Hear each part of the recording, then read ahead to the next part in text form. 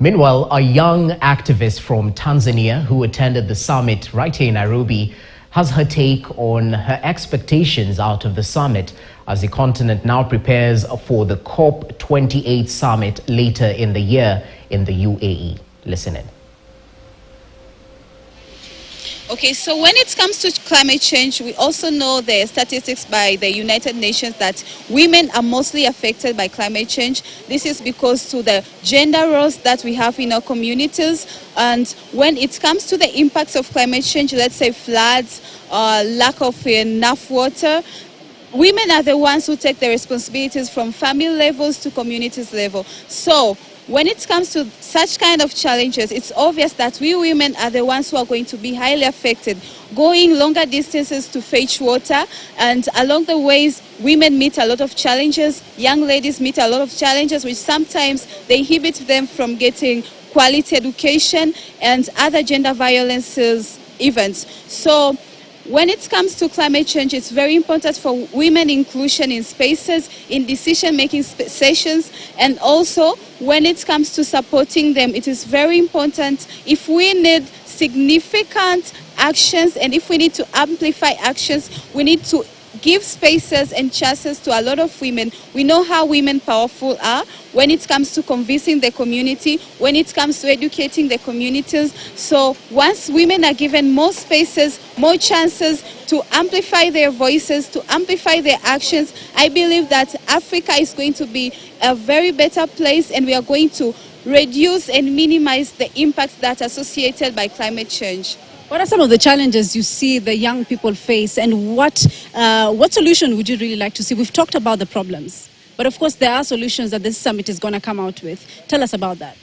So I think we youth, we need to be, there is two things, inclusion and also financing. We want to be included in spaces. We want to be heard. We can also make decisions. We can also give our inputs, which are so much valuable to bringing up important solutions to our continent. But then the activities, the actions that we are taking need to be supported. They need to be financed. We always hear from COP28, COP27, COP26, and different summits or events about climate change. We normally talk about climate financing. Now, when it comes to youth actions, it is very important to finance and support youth actions. If we need to accelerate the change, if we need to accelerate climate justice and climate actions, youth innovative ideas, youth innovative actions need to be supported, need to be funded, need to be financed so as to amplify the change. Youth are powerful,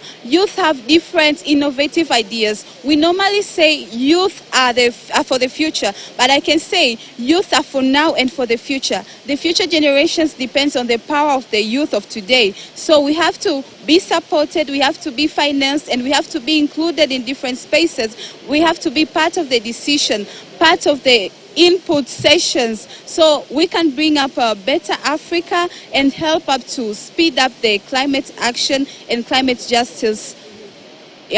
Climate justice actions. My final question to you now is in terms of conservation.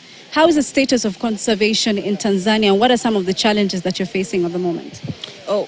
Challenges are everywhere, and for what I can say is in previous years, the inclusion in environment conservation was very low, but as days goes, the spaces and people are taking up their spaces to get themselves involved in environment conservation. But then the biggest challenge is the consciousness to environment conservation and awareness is still low. Most of people still believe that the spaces are to be taken by the people who took environment sciences, the people who have their passions with environment. But when it comes to climate change and environment conservation, it's a cross-cutting issue, and everyone has to be involved, everyone has to take chance, everyone has to take part to amplify and to play his or her part towards creation of a greener and safe planet. So I think the biggest challenge is about consciousness and awareness about what am I supposed to do as a person, what's my responsibility, what's my role, and okay,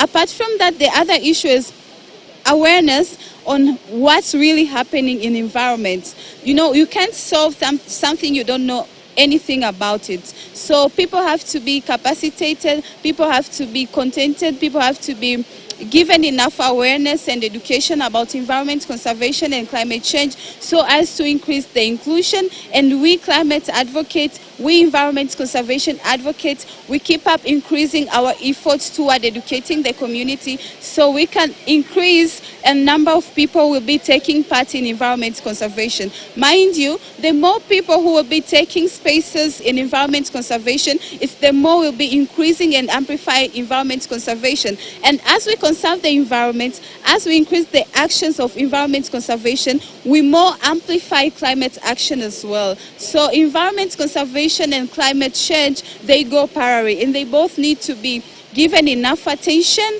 and support. Moving on, the government